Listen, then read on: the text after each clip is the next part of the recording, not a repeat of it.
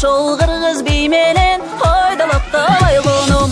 Эримдери бүлкүлдү, үкүлөрү үлпүлдү, кыздар бийлейди ийиктей, эндери сүлкүлдү. Карип күйгөн бийликтей, чарчагандай билишпей, биге дене жибитпей,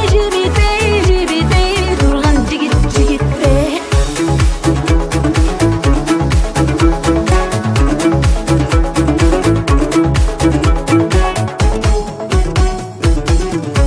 Шамал менен жарышкан, шам тилегиң жагышкан, шан чөкөттү кыргыз эл, шабай аткан жарыктан.